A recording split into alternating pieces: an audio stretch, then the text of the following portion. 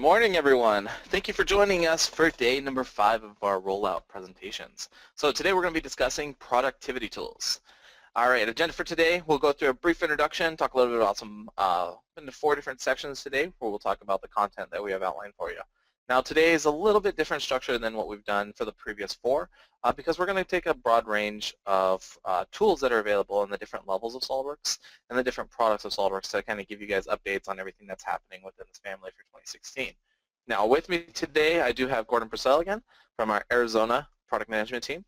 And my panelists are going to be Bill Mitchell, one of our senior applications engineers out of Arizona, and Alex Frank, another applications engineer out of Arizona.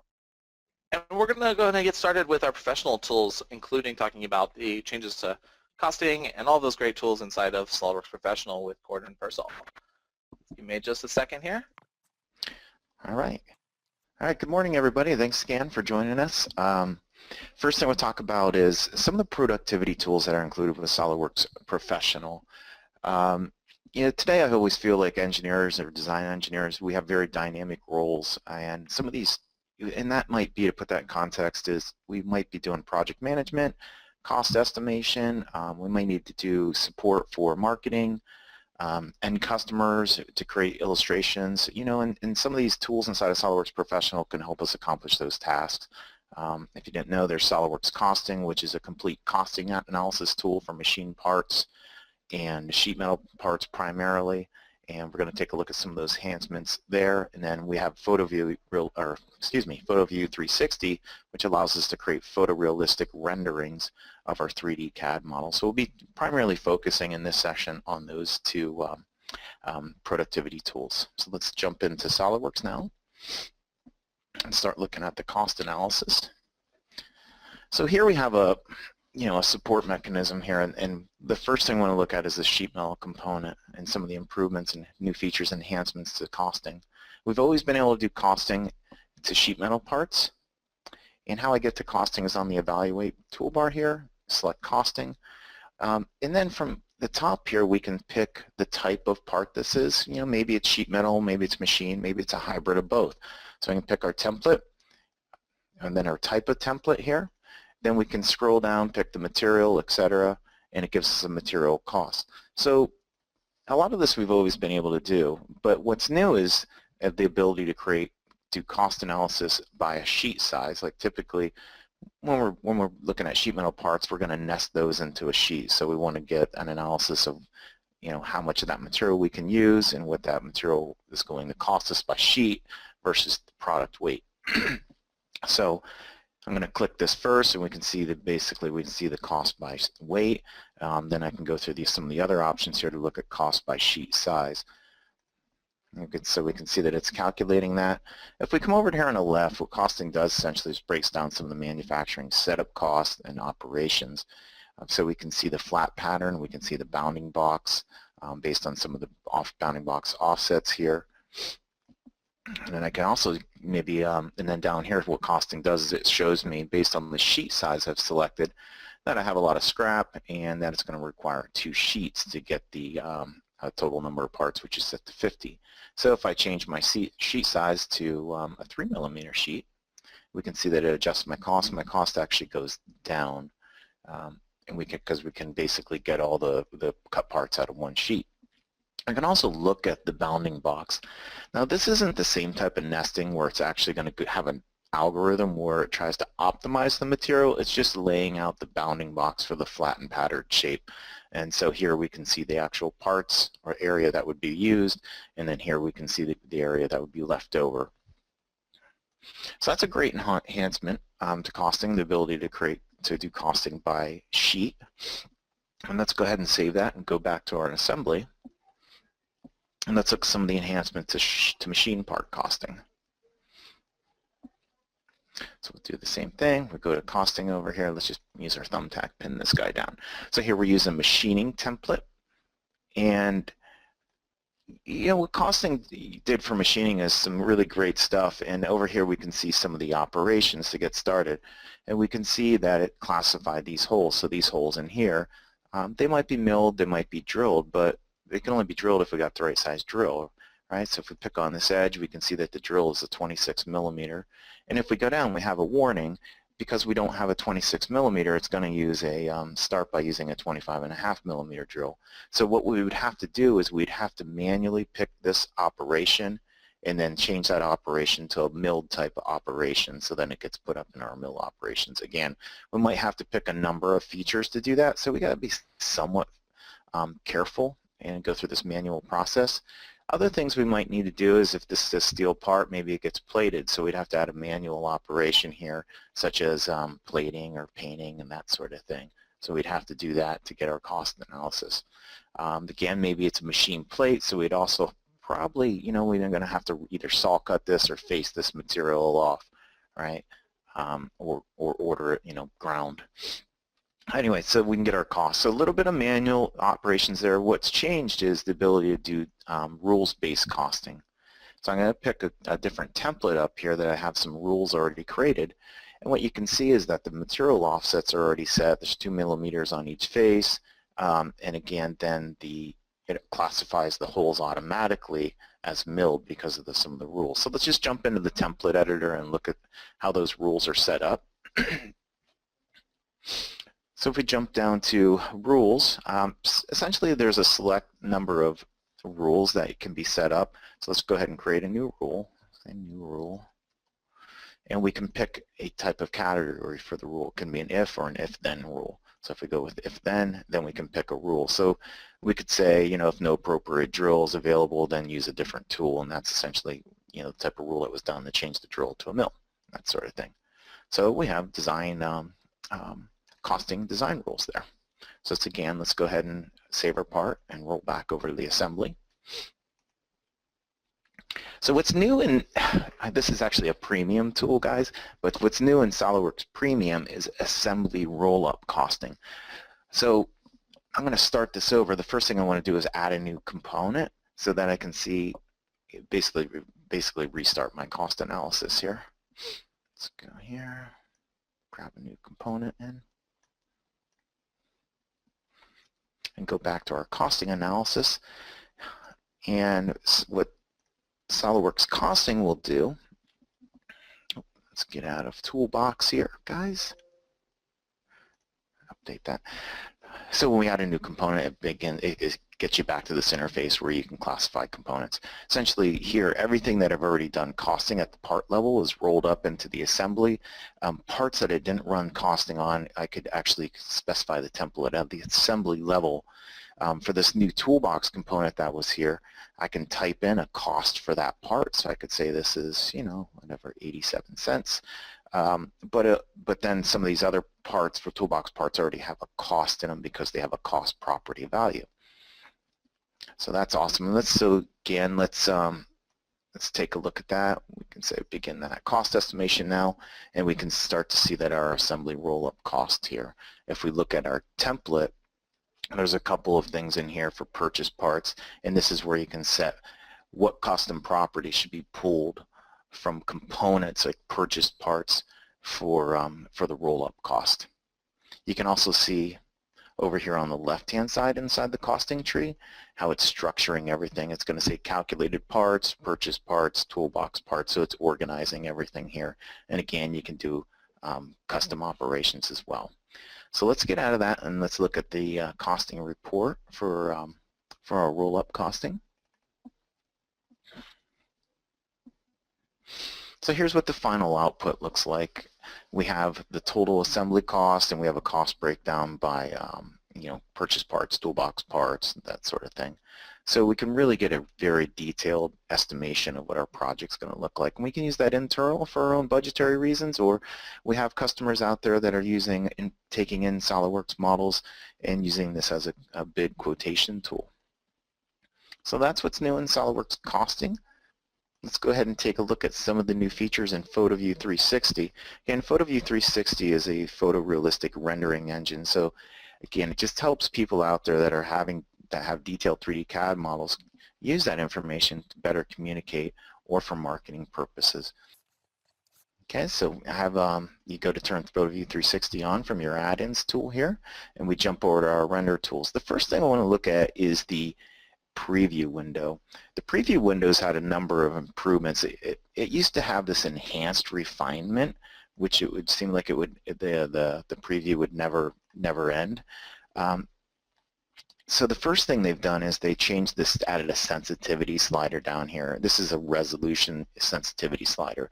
Essentially dragging it to the right increases the resolution, but it's going to take longer to get a preview. So that's new, and again, we can see how this works dynamically when we're rotating the model or dragging appearances. We can also see that the pause button works. Now, in previous versions, the pause was a little finicky, so we can also see that the pause button works correctly. So that's been resolved, and there's a reason for that as well. The next thing the preview window can be used is for a lot of these iterative processes, such as editing the scene, which PhotoView 60 makes it easy to edit the scene, but it's probably, well, for me, it's probably the most difficult thing about getting a good rendering. Here we can see that we can adjust the background brightness, right? We want to adjust the amount of brightness on our parts in our environment and the reflectivity in our environment. So if I say the background brightness is 0, right, I get a very dark preview. If I say the rendering brightness is a much higher value, the model starts to get much brighter. If I take this scene reflectivity and make that brighter again, I'm going to get a lot of bright points on the model. So let me cancel out of that. A better way to do it, where it's not such an iterative process using the preview window, is this new scene illumination proof sheet. And essentially what it does is it has basically does a layout or a grid type layout where it has tiles on it, and essentially all of these tiles allow you to try to have an iteration slider where you can pick different rendering brightness, or you can select the scene reflectivity and that sort of thing within this tile layout. So it just makes it a whole lot easier. It does take a second here though.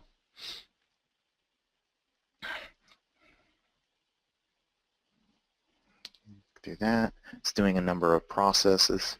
It's a little bit of time up front to do some pre-processing, but it's going to save you time in the long run. It's also going to give you a better end result here. It looks like it's just about done.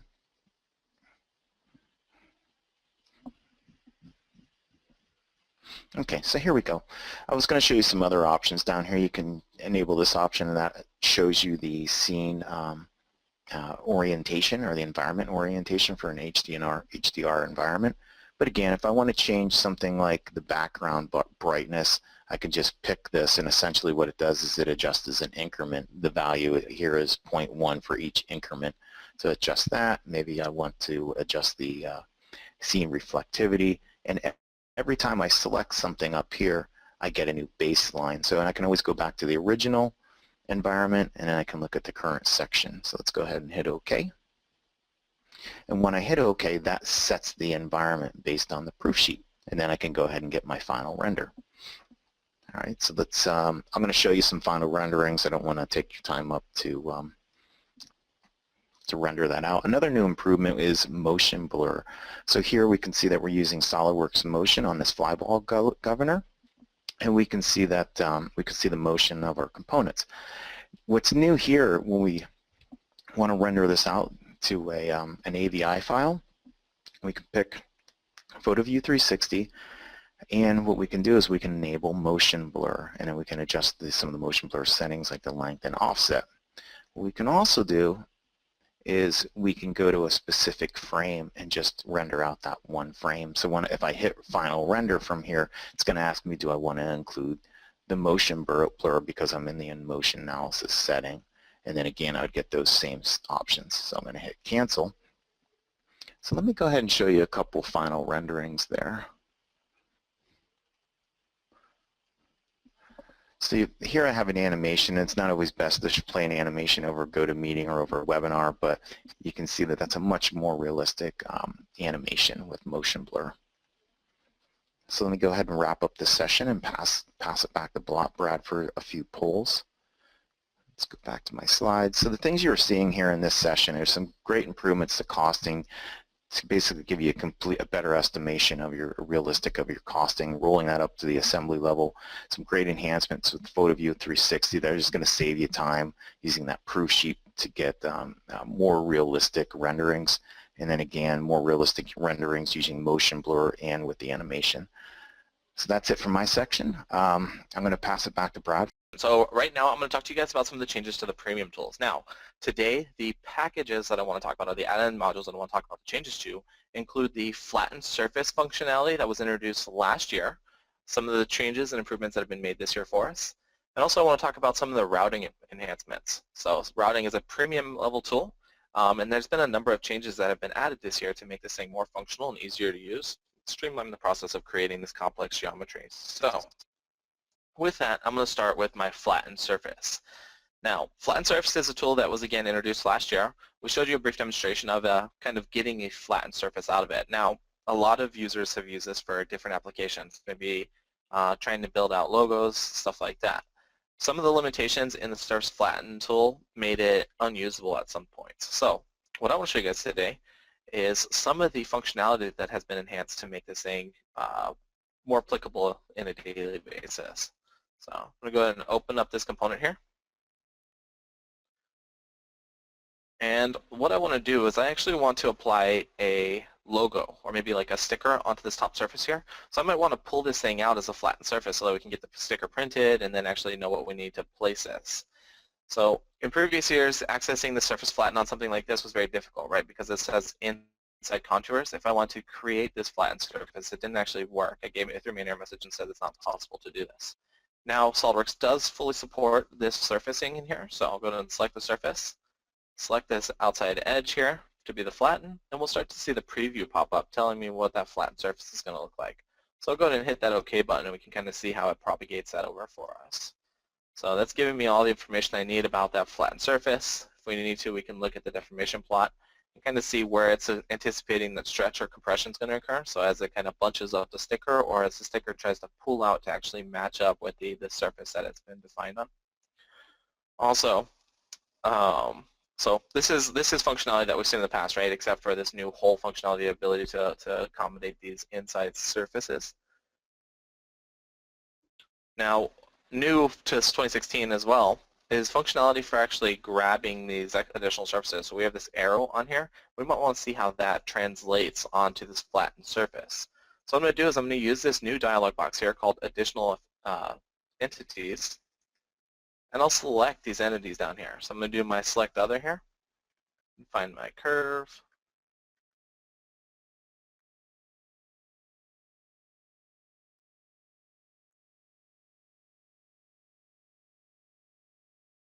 There we go.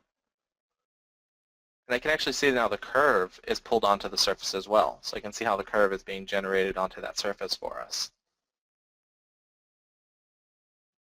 Additionally, you'll notice there's another dialog box now for relief cuts.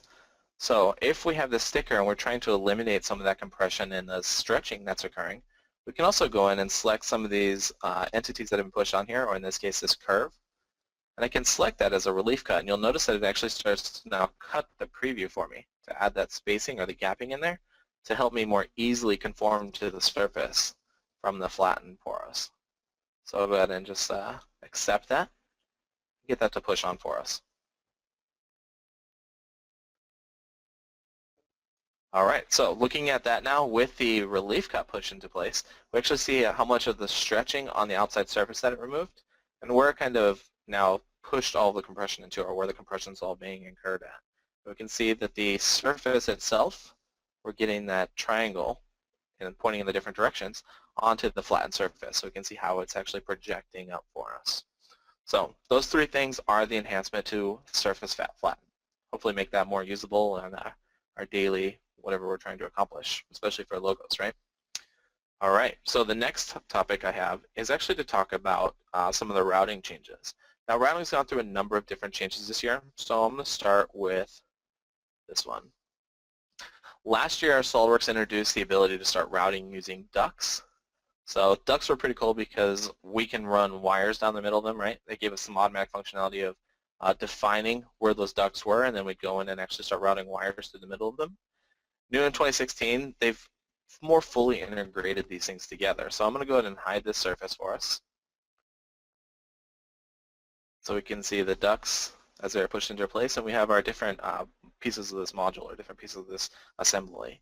Now, in this place, I have a control panel on the right where I want power to actually come through, follow along inside the ducts, and come out of the duct and insert into my robotic arm here.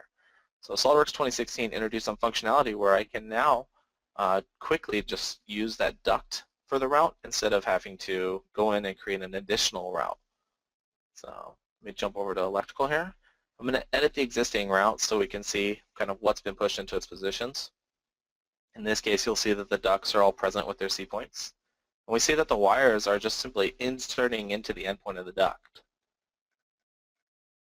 And then it'll automatically calculate the wire length as they run around. Now, to use this functionality, all we do is we simply click on the auto route function, and I can start clicking on the insertion point from the connector and the insertion point into the middle of the duct, and it'll run the wire for me from one point to the next and then run around the duct until I tell it where to come out. So I'm telling it to come out now at the other surface of the duct here, or the other point of the duct, and out to this other connector. So it now essentially created the route inside the duct for me, following all the pathing, and does all the calculations for us so that we know how long that wire is that's being generated to go from the first component to the second component. So go ahead and escape from this sketch here. We can see the display that it brought up for us.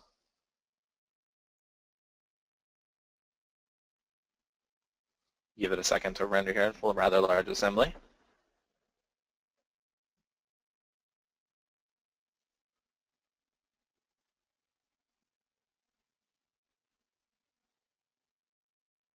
Get out of that subassembly, and now we can see as the wire route actually comes down, inserts into the duct, it runs along the duct until it gets to the exit point, and then the wire actually comes out and connects to its end connector piece here for us. So that's one of the big changes for SolidWorks 2016 now, is the ability to take advantage of these ducts that were introduced last year for electrical routing. All right, additional changes to ducts that we've seen this year are the ability to use auto routing in ducts. So let me show you a quick example here for you.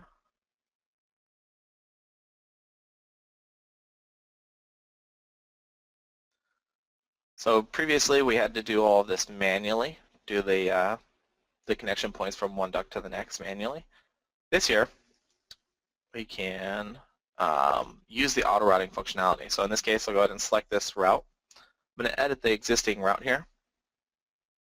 We'll use the auto route functionality. So as I select auto route on the first component and the second component, I now have the ability to use the auto route algorithms here to change the pathing. So as it comes in, it's trying to find the shortest path for us as it goes from point 1 to point 2. I can now click through the different alternate paths here, and it'll adjust it for me. So when I find the one I want, I can accept it, and then start to manipulate this again in the way we've done in the past. Simply moving the spline over and inserting the additional components that I want to complete out this route.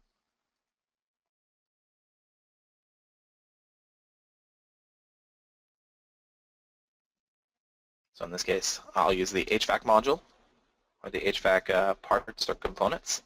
Insert a quick 90 degree or a quick T here, the cross section. Select the configuration. Do a second one over here, and complete the route. Now this new functionality for the auto route also works in the cylindrical, so I'll show you a brief example in just a second of circular ducts as well. So if you want to use them for situations like conduits, it could all be done as well.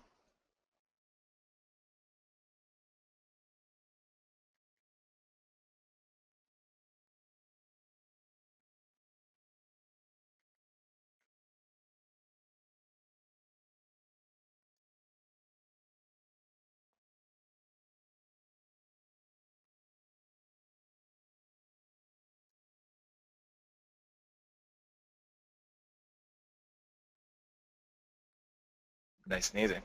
All right, and so for the next one, the ability to handle circular paths as well. So in this case, we're looking at the square pathing. You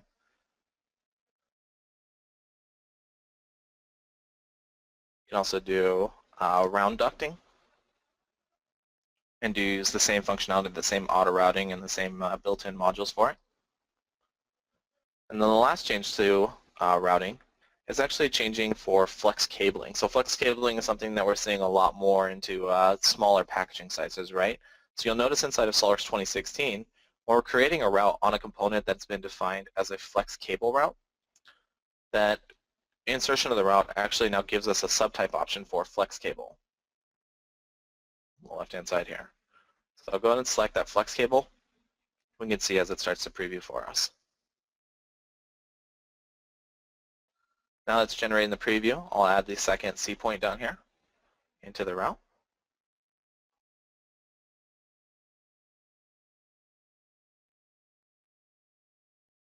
And then I can start to manipulate these route paths just by simply grabbing them and using the design triad for placement, or we can use the auto route functionality.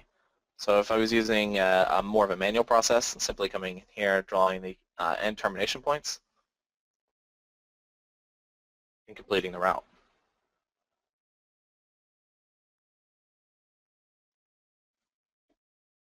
Then everything will preview with the actual bend patterns and still give me the appropriate dimensions if I was to flatten this thing out. Additionally, using the auto route functionality, we can also get things like twists or spins in there. So if we're twisting the flex cable as it goes from one connection point to the next, we can get all of that to insert as well. So I'll show a quick example of that case. On this back side here, we'll insert another route, and based on the orientation of the module, right, in this case we have the module right side up, in this case we have it upside down, to match up the pins, or to match up the signal types, we should actually see a twist now in the flex routing. The twist can be controlled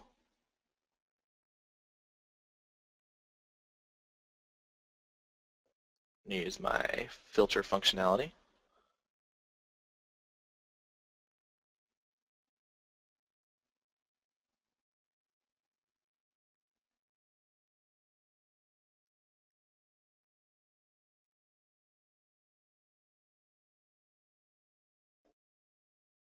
And then I'll auto route between the two connections.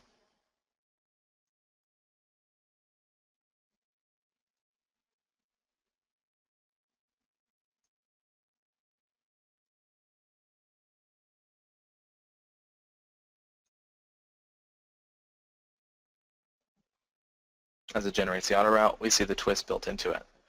Now with the twist, we are also getting different control points in here. So if we want to come in with the triad and manipulate the twist, or kind of push the twist more into our design space, we do have that functionality to just simply go in and start to manipulate it in here.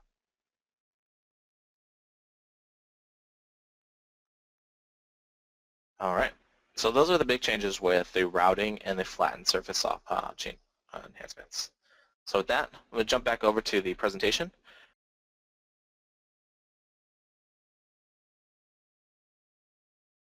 We're going to go ahead and transition over to our next section, where we're going to talk about the PDM changes, what changes are happening with the PDM software, including that which is in the PDM, or the SolidWorks standard with Gordon Purcell.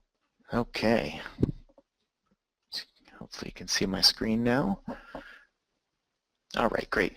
So I want to wrap up something from my previous session and keep you hanging for one more moment on the PDM stuff. Let's talk about new things here that have been introduced in SolidWorks 2016. They've extended some rendering capabilities. We touched on this a little bit on last week. So you're going to have another rendering option available called SolidWorks Visualize. Now there's going to be two options. SolidWorks Visualize, they brand it as a standard and professional version, and the standard will be available inside of SolidWorks Professional. For those that need some additional animation or rendered animation capabilities, then we'll have a standalone product called SolidWorks Visualize. I don't have all the details on these right now, but I'm gonna talk a little bit about what I think some of the key differentiators are. PhotoView 360, first off, is a great package, and it has lots of textures and appearances. But as you can see, this is probably a semi-transparent plastic material here, and the light doesn't come through it maybe as much as desired. So here we have something rendered in SolidWorks Visualize, where we can really see that the light is handled much more realistic through semi-transparent materials. So that's what I think one of the differences. Also, we can see kind of the focus here in the rendering. It's hard to tell if this is a picture of a drill or a rendering. And then the last example here, again, we could just see that the lighting through this diamond is handled much better with the reflectivity. So I think in general we could just say the lighting is right now is much better. So the next thing I want to talk about is another new product, and this is going to be pretty exciting. So there's a new PDM product called, and some rebranding of PDM going on in the SolidWorks community. We have the new product is called SolidWorks PDM Standard, and it's based off of SolidWorks Enterprise PDM. Now this is a light version that's included in SolidWorks Professional, and the PDM Enterprise PDM is rebranded as PDM Professional, right? They're kind of just standardizing things called Standard Professional, as you can see.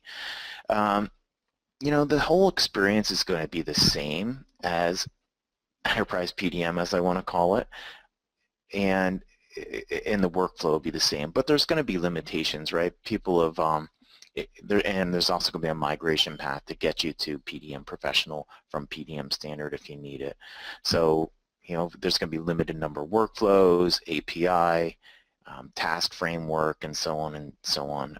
That'll be, and it's also going to run on a SQL Server Express database. So I'm kind of in context there who that's for. It's still for people, small workgroup PDM implementations that have small project files, limited number of projects, don't need to collaborate, don't need to replicate across sites, primarily just managing one type of document, such as SolidWorks documents that are managed through one workflow. But just so everybody else is aware, in the installation manager, you'll see the option to install SolidWorks PDM Professional or PDM Standard, just so that you know the difference. Your Enterprise PDM installation will now appear as SolidWorks PDM Professional. That's all integrated through the SolidWorks installation manager, so you no longer have to go and download a separate installation of Enterprise PDM. So you're probably wondering what's going on with Workgroup, right? We've been alluding for years that SolidWorks, the development, the architecture was somewhat limited. It's running on 32-bit systems. It hasn't been migrated to a 64-bit platform. Just the architecture is predated. It was developed, I think, back in 1996. So SolidWorks 2016 still includes Workgroup PDM. There'll be another release of SolidWorks Workgroup PDM. It'll be in 2017 release.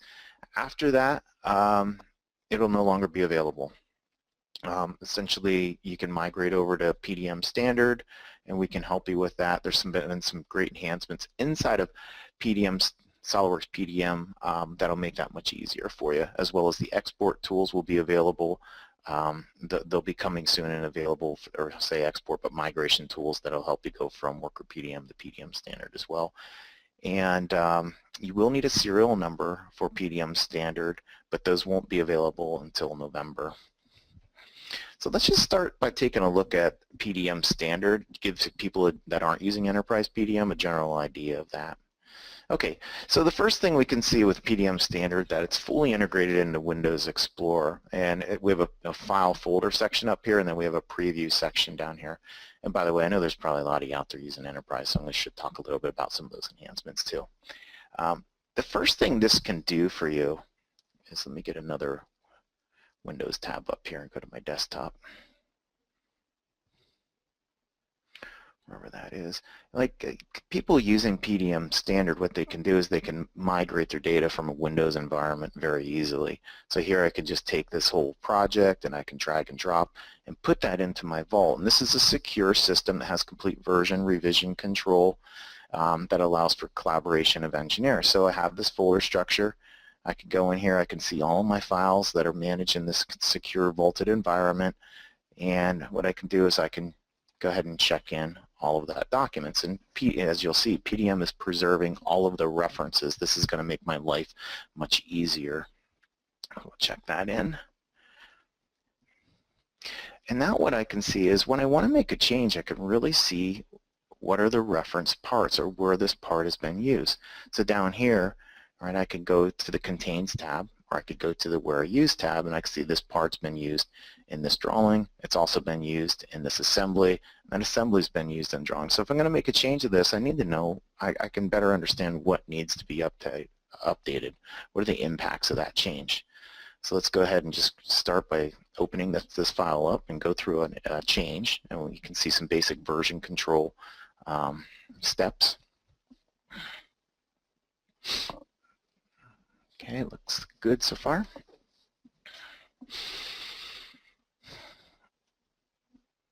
Okay, so the first thing I'm prompted with is what other files would I like to check out? Check out means essentially that it makes everybody aware that I'm making a change to a file, so two people aren't making a change at the same time. So I'm going to check out my drawings and my associated parts. And I'll have write access to those files, but everything else I'll have read-only access to that. Inside of PDM, we'll see the same tree. It's been rebanded with the same color scheme, but this provides really important information. It lets me know the status of the file, the revision, if I'm working with the latest file, and all that. You can tell that by some of the icons here. So the first thing we want to do is take this part, and let's say we want to make a change to this part. So we'll go ahead and grab that. Again, going back to my PDM tree, I'll just use my thumbtack here, and I can see, again, that I have that file checked out. I can get information about that file. Let's go ahead and make a change. Let's make this 40. Let's make it 44. And I can go ahead now and open my drawing. Make sure that's all up to date as well. Okay, you see that the drawing updates. I have that checked out as well. So I could save my drawing. Close that. That gets saved right in my vaulted system. I can save this guy here, and it lets me know that my file has been modified. Essentially, this is a different version of the file than what's in the vault that everybody else may see. Let's go back to the assembly. Let's do the same thing. Let's go ahead and open our drawing up from the assembly, make sure that it's all up to date, and save it. Close that, go back to our assembly. So I've committed all these changes from the part level to the part drawing to the assembly drawing. And again, the PDM tree lets me know what's been changed and what I need to check in. I don't really have to worry about that too much. It makes it very easy for me. So this concept of check-in, what it's doing is making a new version of the file, right? It preserved the first version, and I'm committing this back into my centralized vault where everybody will have access to this latest data. It's also preserving the previous versions as well. So let's go ahead and check this in. We'll call it V2. So that's pretty awesome, all right? So now I have, as you can see, I have multiple versions of this assembly. I could essentially pass this into a workflow where it might need a reapproval, or I could move it to release production status. I don't want to go too in-depth here. Just again, this is an introduction. This tool is available to everybody out there that has SolidWorks Professional now.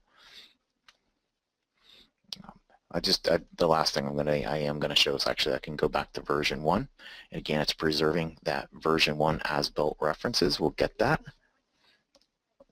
Again, we can see that we have all the smaller holes here in this plate. Again, PDM also lets me know that I'm working with out-of-date references.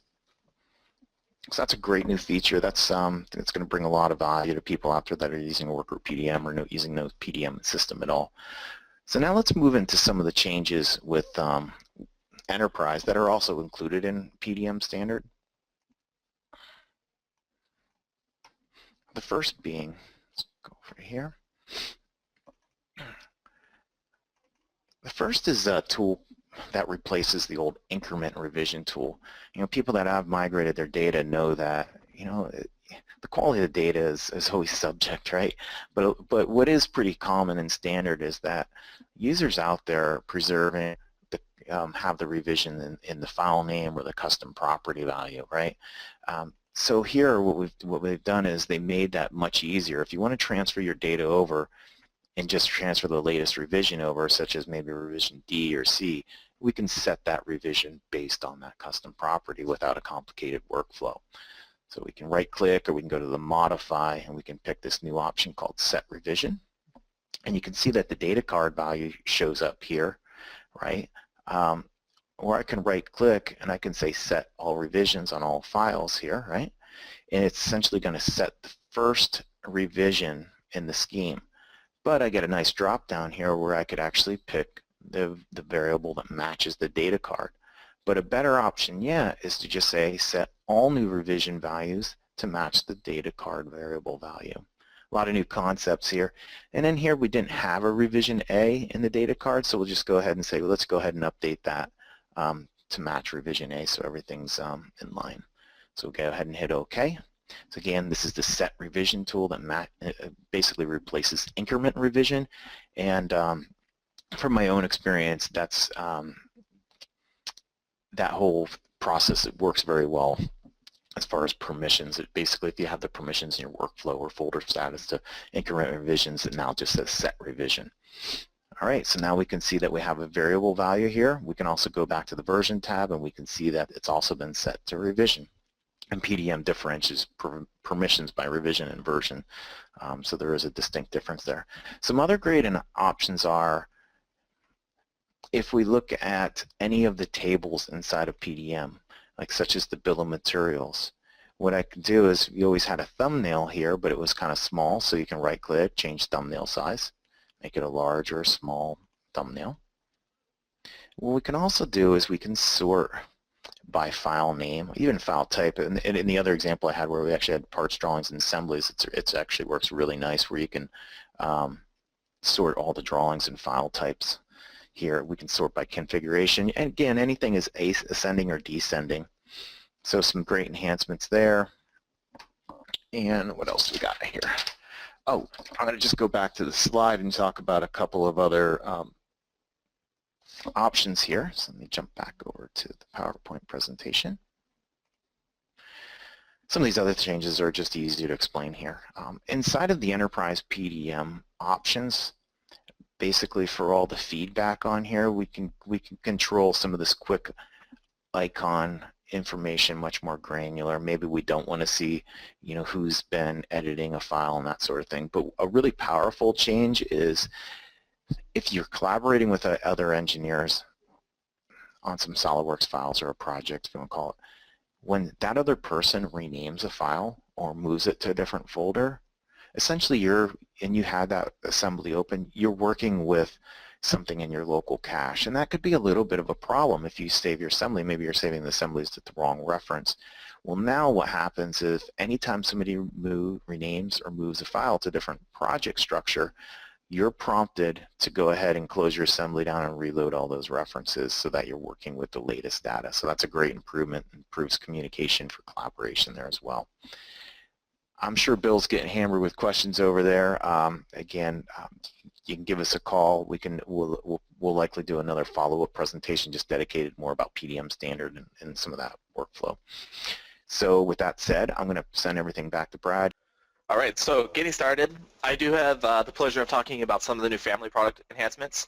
I'm going to try and make this short, so instead of going too much into detail showing some software, I'm just going to talk a little bit about the SolidWorks Industrial Designer tool, and I'll show you some of the enhancements to our SolidWorks electrical package. So let's start real quick, just detail what this SolidWorks Industrial Designer is. SolidWorks Industrial Designer is a new tool that has been introduced this year to the SolidWorks family. This is a conceptual level tool so that you can go in there and with like a Wacom tablet essentially go in and start sketching out what your goals are, what you want to accomplish, and then start using that push modeling, that sub-modeling functionality, as well as a combination of different parametric design processes to fully capture your design process. So because we're running short, I'm not going to go into a demonstration of that. I'm not going to open it up today. But what I do want to talk about is some of the changes to SolidWorks Electrical. And the reason we're going to take time today to do SolidWorks Electrical is this is probably one of our fastest growing products in the SolidWorks family. We have a number of users that have really jumped on board with this product and to adopt it very early in the process. And we're starting to see that it's getting used more and more each year. So I want to talk a little bit about the enhancements that have been made this year to help you guys that have adopted it become even more efficient with your design process. So with that, I'll jump over to SolidWorks Electrical, and we'll take a quick peek at some of the changes we see for 2016. Now I'll try and keep this short, like I said, about 5 minutes or so. All right. Now the first thing you're going to notice in SolidWorks 2016 is that we do have a little slight user interface enhancement change. So on the right-hand side, you now see that there's a new toolbar that's been inserted for us. We have this resources toolbar that's been pushed in. This is very similar to the same thing that SolidWorks users have typically seen. And it gives us that functionality of accessing different components or getting into different projects in different ways. This thing has added functionality for us. So let's open up a control diagram here. What I want to show you is that you now, from this resource pane on the right-hand side, you have direct edit capabilities for different components. So if I select like this wire here, you'll see that I can actually edit the properties directly from this interface versus using very complicated or numerous dialog boxes that have to pop up in the middle of the screen or are very difficult to navigate to. So we've made it very nice and easy to now get in here and to start accessing some of these things. Trying to help you streamline that process a little bit. All right, additionally, you'll now see that there's been a change in the kind of the way the schematic is being presented for us. So the schematic representations that we're seeing now, SolidWorks is actually including these nodal indicators for us, so we can kind of map out the way that the current is flowing through the design process. So in this case, if we're looking at this schematic down here, I can change the way these indicators are showing simply by right-clicking and editing this option for Edit Connection Path. For some users, this is going to be incredibly valuable to help us kind of figure out what the design intent for this was, make sure that we understand what the design looked like. In this case, I can change the way that the elements are shown. So I'm changing this one on the bottom left down here. These things can be turned on or off in the project simply by going to Configurations, going to Graphics, and on the bottom you'll see there's an option for nodal indicators. So you can turn these things off if you don't want them or leave them on. Extremely helpful for, like I said, for non-engineers or for project stakeholders, people that want to get in there and dig in. Now, additionally, there have been a few enhancements for creating things like equations. So in this case, we'll go ahead and again select this wire here. And from the Properties dialog box on the right-hand side, we can actually access the wire style and start to edit the wire style directly from this interface. So again, no more complicated dialogues to get there.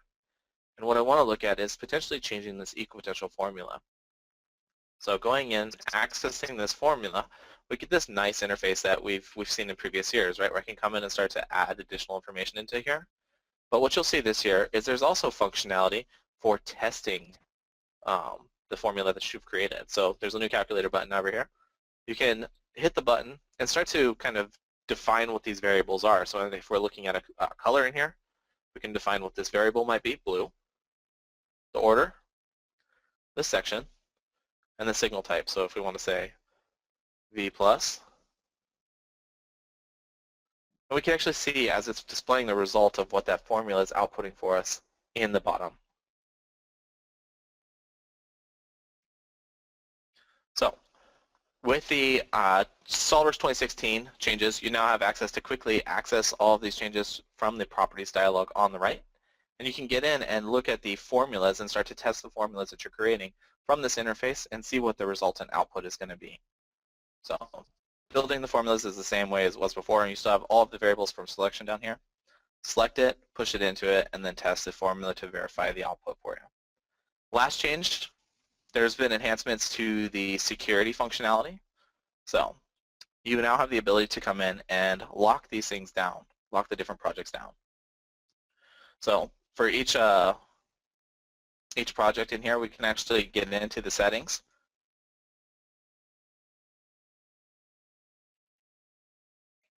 Check out the user rights management. If we turn user rights on, we can actually go through and define all the different user rights. This can be done on a book-by-book level. So if we go in and we have these different levels of engineers, DE signer, LD engineer, or myself, we can now assign the rights to the books as well. So in here we now have the ability to configure access rights. So per level, depending on who's supposed to have access to it and who's supposed to be able to make changes, we can define who can actually make those changes. All right, so those are the big changes with SolidWorks Electrical. There's many more. I just wanted to highlight the big ones for you. So with that, let's go ahead and finish up for today. Again, thank you guys all for attending.